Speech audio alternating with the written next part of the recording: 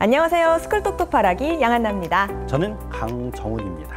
네, 학부모가 궁금한 학교의 모든 이야기 스쿨톡톡, 오늘 나와주신 분들 소개부터 하도록 하겠습니다. 최효정 학부모님 나와주셨습니다. 안녕하세요. 저를 엄청 떨게 만들었던 그분입니다.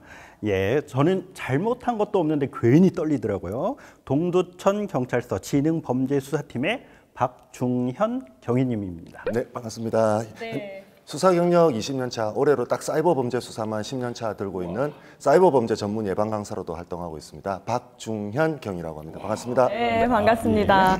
이렇게 제복을 입고 오시니까 더 떨리셨나 봐요. 그러네요. 위압감에 떨고 있습니다. 이거 원래 떨리는 목소리가 아니라 이것 때문에 떠는 겁니다. 네, 과연 오늘 어떤 이야기를 하려고 그러는 걸까 궁금하실 텐데요. 학교폭력 두 번째 이야기, 오늘 순서는요, 사이버 폭력입니다. 한 학교폭력 예방기관의 실태조사에 따르면요, 학교폭력 피해 유형 가운데 사이버 폭력이 차지하는 비중은 아시나요? 낄낄낄. 저는 대본상에서 미리 이렇게 엿봤습니다. 정확하게 알고 있는데요. 25.8%라고 합니다. 네, 맞습니다. 사실 저는 굉장히 놀랐어요. 25.8%면 이렇게 많나 생각했는데 어떻게 예상하셨나요? 아니요, 저는 예상이 이거는 아니었어요. 근데 갈수록 더 높아지고 있다고 해요. 경위님도 어떻게 체감하시나요? 사이버 범죄가 폭증하게 됐던 이벤트가 몇 가지가 있는데 2019년도에는 국방부에서 전면적으로 군인들 스마트폰 자율화가 시작이 됐고요. 2019년에서 18만 건에서 이제 2020년, 2021년을 넘어오면서 코로나 팬데믹이 본격화되던 시기에 20만 건을 넘어가게 되는 이제 사이버 범죄 통계가 현재도 계속 유지가 되고 있습니다. 그래서 이런 사이버 범죄를 예방 교육을 통해서 이제 줄일 수 있는 방법이 뭔가 많은 고민을 했는데, 군대가 스마트폰이 자율화가 되다 보니까 이 군인들이 겪고 있는 이 사이버 범죄, 신고되는 이 사이버 범죄가 청소년들 사이에서 발생하고 있는 사이버 범죄하고 똑같은 유형을 보이고 있더라고요. 그래서 제가 3년 동안 많은 곳을 찾아다녔습니다. 군부대는 여군들의 비율도 굉장히 높습니다. 채용비율이 굉장히 높기 때문에 맞춤형에서 사이버 범죄 예방 교육을 시도적으로 굉장히 많이 해봤었거든요. 줄어드는 효과가 나타났었습니다. 정말 어떤 방법으로 하고 계시는지 저도 사실은 학교에서 그런 교육을 하고 있는데 정말 배우고 싶은 마음이 드네요. 네, 오늘 방송을 통해서 또 다양한 이야기 들어볼 텐데요. 그럼 스쿨톡톡 지금부터 시작합니다. 사이버 폭력이라고 하면 저는 바로 생각나는 게 단톡, 그리고 DM 공격 이런 게 생각이 나거든요. 현장에서는 어떤 폭력들이 발생하나요? 예, 방금 말씀하신 것처럼 단톡, DM 이런 것들이 제일 대표적인 사례라고 할 수 있고요. 또 이런 것뿐만 아니라 어떤 그 영향들이 있냐면 아이들끼리 싸웠어요. 그래가지고 얘네들을 잘 화해를 시켰어요. 그런데 이제 화해를 하고 나서 집에 가면 주변에서 이제 친구들이 다시 부추기는 거죠. 제가 너한테 어떻게 했는 줄 알아? 막 그러면서 다시 싸움이 시작되는 사례도 많고요. 화해를 하고 난 뒤에 그 전에 그 기록들이 남아 있잖아요. 인터넷 공간에는. 그러니까 그걸 보면서 다시 흥분을 해서 다시 싸우게 되는 사례, 이런 것들도 실제로 많이 있습니다. 그래서 저는 이렇게 학교 폭력이 일어난 뒤에 그 부모님들에게 뭐라고 조언을 하냐면요. 핸드폰 때문에 다시 싸움이 부추겨질 수 있고 흥분할 수도 있으니까 좀 하루 이틀은 좀 자제하는 것들을 권하고 있습니다. 사실 경찰서에서 형사님을 만나게 되는 경우라면 좀 심각한 수준일 것 같은데요. 부모님들께서 알아야 될 사이버 폭력이 있을까요? 제가 부모님들을 손에 이끌려서 어떤 사이버 범죄 피해자, 피의자, 참고인들 만나면서 공통적으로 느꼈던 것 중에 하나가 이 부모님들의 정보력이 너무 없다라는 걸 참 많이 느꼈거든요. 그중에 제가 겪었던 사례 중에 하나가 중학교 2학년 여학생이었는데, 그 여학생이 이제 어머니한테 그날도 고깃집 알바를 하는 날이었거든요. 고깃집 알바를 하다가 어머니한테 갑자기 그동안 고마웠어라는 문자를 하나 받고 나서 112 신고를 하신 거예요. 이럴 애가 아닌데 112 문자 신고를 보는 순간 혹여나 이 자살을 의심을 할 수가 있으니까, 청소년 자살은 우리가 코드원이기 때문에 바로 달려가야 되거든요. 부모님하고 그 애를 만나서 상담을 해보니까 트위터를 하고 있더라고요. 그 트위터에서 발견했던 해시태그가 델토. 델토가 뭐냐면은 대리토토. 중학교 2학년 여자애가 토토와는 전혀 단어가 맞지 않는 상황인데 어떻게 되는지 디스코드하고 텔레그램에 들어가 보니까 심각하게 도박에 중독이 돼 있더라고요. 그 부모님은 전혀 모르고 그날 처음 알게 된 겁니다. 그 중에서도 바카라. 정말 상상할 수도 없는 일이었거든요. 어떻게 해서 이 중학교 2학년 여자애가 바카라라는 이 도박에 중독이 돼서 부모님한테 이 문자를, 위험한 문자를 남기게 됐을까 보니까 애가 아르바이트를 했던 그 월급이 2달치만 하더라도 그 300만 원이 넘거든요. 전부 다 도박을 잃어버린 거예요. 그래서 이 학생이 그 자기가 만회하고 싶은 마음이 생겨가지고 트위터 해시태그를 쳐보니까 도박으로 잃어버린 돈을 만회를 해주는 그걸 또 노리는 나쁜 어른들이 있습니다. 그거를 해시태그 델토로 만들어 놓고 방을 만들어 놓는 거예요. 그 학생이 거기 들어간 겁니다. 들어가가지고 돈을 만회하려면 어떻게 해야 되냐. 그러면은 우리한테 기본적으로 베팅금 50만 원만 입금해주면은 2주 안에 200으로 불려줄 테니까 학생증하고 신분증하고 집 주소, 전화번호 그리고 너 부모님 연락처 다 주면은 우리가 나중에 다 돌려줄 테니까 그렇게 베팅하면 돼라고 했는데 베팅이 될까요? 안 되죠. 당연히 도박은 불법인 걸 알고 있으니까 그 학생을 협박을 한 겁니다. 이거 불법인 거 알아 몰라? 야, 돈 빨리 보내. 200만 원 당장 보내지 않으면 이거 다 뿌려버린다. 그래서 애가 겁이 나서 이제 부모님한테 그동안 고마웠어라는 얘기를 한 겁니다. 들여다 보면은 이제 도박에 심각하게 중독돼 있던 사례였는데 이런 학생들은 단발성으로 절대 끝나지 않습니다. 지속적으로 봐야 되고요. 그리고 부모님의 관심과 사랑이 필요한데 이 학생들이 이 도박을 끊어내기 위해서는 정말 우리가 많은 노력을 해야 되거든요. 그래서 제가 지금도 계속 유익 있게 한 번씩 이제 모니터링을 하고 있는데 이런 사례도 한 번 있었습니다. 만약에 그 부모님의 판단이 느렸다면 정말 극한 상황까지 갔을 가능성도 좀 있었을 것 같아요. 어머니 들어보시니까 어떠세요? 너무 심각하고요. 제가 알고 있는 사이버 범죄의 선을 이미 넘어서 많은 걸 얘기해 주시니까 조금 되게 두렵습니다. 그러니까 이제 중요한 게 자기의 개인 정보를 넘긴다는 게 단순하게 이제 별거 아니라고 생각하고 돈을 또 받을 수 있으니까 넘기는데 사실은 그런 그 개인의 정보가 범죄로 이어질 수 있다는 거죠. 그러니까 이런 부분들을 학생들이 잘 알아야 되고 자기의 개인 정보를 소중하게 생각해야 되는데 그렇지 않아서 그런 것들이 좀 문제인 것 같습니다. 종류가 굉장히 다양한 것 같은데요. 특히 AI 기술이 발전하면서 네네. 또 새로운 계속해서 사이버 폭력이 나올 것 같아요. 요즘의 사이버 폭력의 특징이 있을까요? 최근에 많이 걱정되고 있는 것 중에 하나가 딥페이크 기술인데 딥페이크라고 하면은요 우리가 인공지능 기술을 이용을 해가지고 내가 원하는 사람의 얼굴 이미지를 내가 만들어내는 고유한 어떤 독특한 포스터물이라는 영상물이 될 수가 있거든요. 이거를 디지털 성범죄 기술에 활용을 하는 겁니다. 제가 최근에 겪었던 이제 접수가 됐던 사례 중에 하나가 카카오톡 프로필에 있는 얼굴 사진을 음란물 영상에 합성을 하면은 내가 알고 있는 지인이 내가 가까운 사람이 하고 있는 음란물이 되거든요. 그렇게 되면 이게 소장 가치가 굉장히 높습니다. 그게 소유 욕구가 일어나거든요. 근데 더 안타까웠던 게 디스코드 안에는 그거를 문화상품권 10,000원만 주면은 굉장히 고화질로 고퀄리티로 만들어주는 단체 대화방이 수백 개, 수천 개 만들어져 있어요. 그래서 지금 최근에 제가 많이 보고 모니터링 하고 있고 그리고 또 많은 지금 유관 단체들이랑 모니터링을 하고 있는 것 중에 하나가 이 디스코드라든지 해외 SNS를 통해서 유포되고 있는 딥페이크 불법 합성 영상물을 굉장히 많이 주목하고 있습니다. 이야기를 들어보니까요. 앞으로 경위님 같은 사이버 수사대가 정말 많이 늘어나야 될 것 같아요. 뭐 소수로는 정말 한계가 있을 것 같은 생각이 드는데 혹시 주변에서 이런 거에 대한 어떤 경험이라든지 좀 피해 사례 또는 뭐 아니면 이야기를 들으면서 좀 뭐 느껴지는 거 이런 것들이 좀 있으신가요? 학교 안에서 요즘에 이제 졸업사진을 찍잖아요. 졸업사진을 찍는 선생님이나 학생들의 수가 이제 선택에 의해서 초상권을 조금 강조하시는 분들이 많아요. 그 이유가 지금 좀 전에 경희님께서 얘기하신 그 딥페이크에 자기가 노출되고 싶지 않아서 초상권을 먼저 내세우고 저는 졸업 사진을 찍지 않겠습니다라고 하는데 점점 이제 이런 어떤 사진 문화가 사라지고 이게 또 그렇게 이용되고 있다라고 또 직접 들으니까 굉장히 심각한 것 같아요. 이제 그거를 사업 수단으로 여기는 정말 나쁜 어른들 범죄자들이 많다라는 게 그게 정말 많이 화가 나고 있고 저희들 항상 필요했던 게 우리는 이 청소년들한테는 이거를 왜 하면 안 돼야 되는지 하지 말아라는 것보다는 이제 그런 위험성을 알리는 게 그게 참 중요하다고 저는 많이 느끼고 있습니다. 나중에 어떻게 보면 졸업 앨범이 없는 그런 졸업식이 될 수도 있다는 생각이 드네요.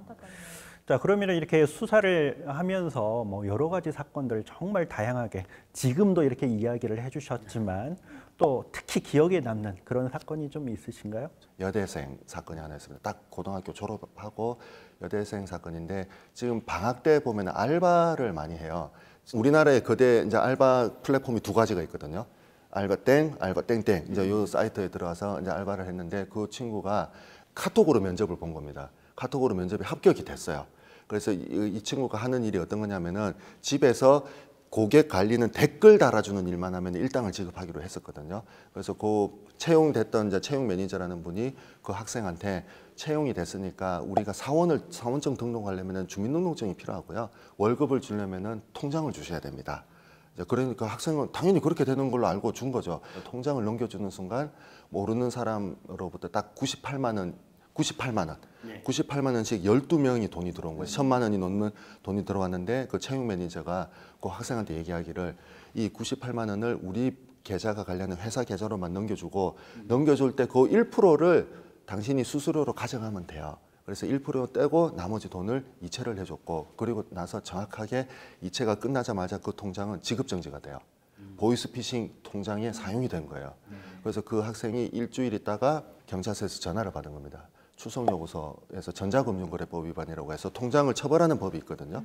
그 통장에서 조사를 받아야 된다고 하니까 살면서 우리가 경찰서에 오는 일이 저희는 이제 직업이기 때문에 매일 출근하지만은 살면서 오는 일이 그렇게 많지 않아요. 그래서 그 친구가 저희한테 상담을 받으러 왔더라고요. 전자금융거래법 위반이라 하더라도 우리 법은 충분히 이해를 하고 있기 때문에 처벌이 안 될 수도 있으니까 적극적으로 해명하면 돼라는 걸 했는데 이런 얘기를 하더라도 그분들은 못 알아듣습니다. 이게 중요하더라고요. 법률 용어를 절대 알아들을 수가 없어요. 그러니까 이 친구가 너무 불안에 떨더라고요.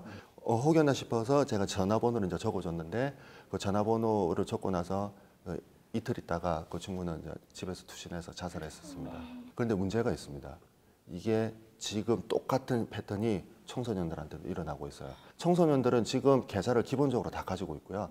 토스뱅크 같은 이제 인터넷 금융 뱅킹을 가지고 있기 때문에 이게 지금 대포통장으로 사용되는 비율이 점점점 늘어나고 있습니다. 그래서 저는 이 사건을 계기로 사이버 범죄 예방 교육에 본격적으로 뛰어들었고요. 제가 이제 올해로 보니까 이제 누적했던 횟수가 한 3만 명 정도 되더라고요. 근데 3만 명은 절대 효과가 나타날 수 있는 교육이 아닙니다. 그래서 저는 다 같이 할 수 있는 사람도 좀 찾아다니고 있어요. 지금까지 이제 사회에서 일어나는 여러 가지 이제 사이버 범죄 사례들을 좀 많이 들었는데요. 어떻게 보면 우리 학교 안에서도 좀 그런 것들이 많이 발생할 수 있을 것 같아요. 어머님 같은 경우에 학교폭력위원회 하셨잖아요. 좀 그 속에서 나타나는 사례나 아니면 뭐 그 속에 좀 이야기를 전해 주신다면 어떤 게 있을까요? 학교 안에서만 일어나는 학교 폭력 사이버 범죄가 아니더라고요. 지금은 지역이나 뭐 어떤 불특정 다수하고도 충분히 일어날 수 있고요. 아이들이 어른만큼이나 디지털에 굉장히 능력이 높다 보니까 이런 딥페이크 기술은 오랫동안 있었던 것 같아요. 내 얼굴을 저 다른 친구의 얼굴인 것처럼 해서 그 상대방에게 모욕감을 주는 뭐 언어폭력성 글을 남기고 사라진다던가 그러면 나중에 이 친구는 내가 하지 않았는데 한 사람처럼 피해자, 가해자가 동시에 되는 어떤 그런 상황에 놓이게 되는데 충분히 교육이 있어야 될 것 같아요. 그러니까 기존의 어떤 사건들이 피해자하고 가해자가 이렇게 명확하게 나눠졌다면 사이버 폭력으로 이렇게 진화되면서 피해자인 동시에 가해자가 되는 그러니까 과거하고는 좀 다른 양상으로 조금 바뀌는 것 같아요. 그래서 수사가 더 어려울 것 같은데 어떤가요? 지금 우리 청소년들이 쓰고 있는 뿐만 아니라 우리가 쓰고 있는 스마트폰을 한번 잘 들여다보시면 국내에서 만들어 놓은 토종 플랫폼은 별로 없습니다. 대부분 해외 플랫폼들이 많기 때문에 문제가 됐을 때는 그 플랫폼을 만들고 서비스를 하고 있는 해외에 요청해야 되는 경우가 되게 많거든요. 그래서 저한테 가장 많이 들어오는 요청 중에 하나가 인스타그램에서 특정 게시물 가짜뉴스 비방하는 DM을 받았을 때 이 계정을 삭제를 해달라, 조치를 해달라는 요구가 되게 많고 그 부분을 저희 사이버 수사관뿐만 아니라 경찰청에서는 굉장히 고민을 많이 하고 있습니다. 어떤 식으로 신속하게 빨리 범죄에 대한 정보를 받아내서 범인을 검거를 하고 그리고 이 게시물에 대해서는 삭제, 차단, 폐쇄를 어떤 식으로 효과적으로 할 수 있는지를 굉장히 많이 고민을 하고 있거든요. 많은 분들이 사용자들이 느끼기에는 체감하기까지는 시간의 속도는 더디지만은 많이 고민을 하고 있다라는 거. 그런데 이 고민을 절대 경찰 혼자 해서는 안 됩니다. 그래서 제가 제일 먼저 할 수 있는 건 교육밖에 없다라고 그렇게 생각하고 있습니다. 이 사이버 폭력에 연루가 되면 가해자거나 피해자거나 뭐 상관없이 부모가 알게 되기까지 굉장히 시간이 많이 걸릴 그렇죠. 것 같아요. 네, 맞아요. 그 제가 느꼈던 것 중에 하나가, 그리고 특히 저희 경찰에서는 아동 청소년 쪽에서는 굉장히 식견을 가졌던 교수님 강연을 한번 들은 적이 있는데 되게 와닿았던 문구가 하나 있어요. 아이들은 부모님 앞에서 가장 뛰어난 배우가 된다. 정말 맞는 것 같아요. 아이들은 부모님 앞에서 가장 뛰어난 배우가 됩니다. 그런데 이 아이들은, 청소년들은, 우리 자녀들은요, 사이버 범죄, 사이버 폭력, 사이버 불링에 연루가 됐을 때는 그 징후가 반드시 있어요. 부모님한테 돈을 빌리는 횟수가 많다든지, 아니면은 부모님 지갑이나 카드에 몰래 손대는 경우가 많다든지, 아니면 이거를 뛰어넘어서 친구들과의 금전거래가 많다든지, 이런 징후가 나타날 때는요, 계좌 거래 내역을 보고 전문기관의 도움을 받으셔야 되고요. 그리고 자녀들이 이런 위험 신호가 나타났을 때는 제일 먼저 이 신호를 알려야 되는 사람은 부모님이 돼야 돼요. 친구들이나 주변 친구들한테는 가짜 뉴스로 전파될 가능성이 높기 때문에 부모님이 먼저 돼야 되고, 그리고 절대 증거를 지워서는 안 된다. 그리고 부모님은 자녀를 절대 비난을 해서는 안 된다. 이런 걸 제가 꼭 말씀드리고 싶습니다. 네, 말씀하신 것처럼 가정에서도 굉장히 어렵지만 또 학교에서도 관련해서 좀 교육하기가 쉽지 않은 부분인 것 같아요. 학부모와 교사가 참고할 수 있는 예방과 대응법이 있을까요? 부모님들은 청소년들, 내 자녀가 사이버 범죄에 연루가 되었을 때는 꼭 명심하셔야 될 게, 절대 비난하셔서는 안 됩니다. 애들이 비난을 하게 되면 또 다른 도피처를 만들어내기 때문에 절대 비난하지 말고, 그 어떤 현상이 일어났는지를 객관적으로 바라볼 수 있는 이 단서들을 절대 지워서는 안 됩니다. 요즘에는 스마트폰을 한번 지우게 되면은 복구가 어려운 기술 시스템이 많이 탑재가 되어 있기 때문에 절대 증거를 그 자체로 보관을 해야 될 것. 캡처를 해놓는 게 좋죠. 캡처가 가장 중요합니다. 그리고 내 자녀들이, 우리 아이들이 위험 신호가 나타났을 때 가장 먼저 이 사실을 알리는 사람이 부모님이 돼야 된다는 거, 아니면 내가 가장 소중하게 여기는 사랑하는 사람이 1순위가 되어야 된다는 거, 이런 거를, 모든 걸 아우를 수 있는 1가구 1 사이버 범죄 예방 전문가 꼭 필요하다고 저는 생각하고 있습니다. 예, 어떻게 보면 우리가 사건이 발생했을 때 대처하는 방법도 중요하지만 미리미리 예방하는 게 정말 좋은 것 같습니다. 근데 그 예방에서 가장 우선시 되어야 될 게 뭐냐면요, 바로 부모와 자녀들 간의 소통이 아닌가 생각합니다. 사실 우리가 이렇게 그 사이버 범죄에 많이 말려들고 또 사이버 공간 안으로 많은 시간을 이렇게 할애하는 학생들 보면 대부분이 가정 간의 어떤 대화가 적은 가정에서 그런 사건들이 많이 일어나거든요. 그러니까 우리 자녀들하고 조금 더 이렇게 대화를 이렇게 시도해 보신다면 어떻게 보면 그게 가장 좋은 예방 방법이 아닌가, 그런 생각도 듭니다. 자, 오늘 이렇게 쭉 들어보셨는데요. 뭐 한마디로 소감 말씀해 주신다면 뭐가 있을까요? 저는 경희님 말씀처럼 사이버 교육에 대해서 정말로 중요하게 오늘 좀 배워갔고요. 아이하고 집에서 좀 자연스럽게 이런 일이 있는데 좀 너도 분명히 알고 있어야 될 것 같아라고 한 번쯤은 이렇게 대화로 충분히 풀 수 있는 주제인 것 같아요. 많이 배웠습니다. 경희님께서도 뭐 마지막 할 말씀 해주시면요. 제가 기회가 허락되고 여건이 허락되는 이상은 제가 사이버 범죄 예방 교육에도 많이 힘쓰고 있습니다. 그래서 우리 이제는 소중한 자녀가 안전한 공간, 밝고 깨끗한 인터넷 공간을 만들어줘야 할 책임은 우리 성인들한테 있다고 저는 생각하고 있습니다. 우리 많이 노력해야 될 것 같습니다. 오늘 이 영상 보신 분들은 이렇게 경희님 초빙해서 이렇게 강의 듣고 싶어 하시는 그런 학교들, 부모님 모임 이런 것들이 많지 않을까, 그런 느낌이 드네요. 네, 오늘 사이버 폭력을 둘러싼 다양한 이야기들을 나눠봤습니다. 학교 폭력을 막기 위해서는 관심뿐만 아니라 지식도 중요하다는 것을 알았는데요. 오늘 토크타임은 여기서 마치고요. 다음 시간에 다시 돌아오도록 하겠습니다. 고맙습니다. 네, 감사합니다.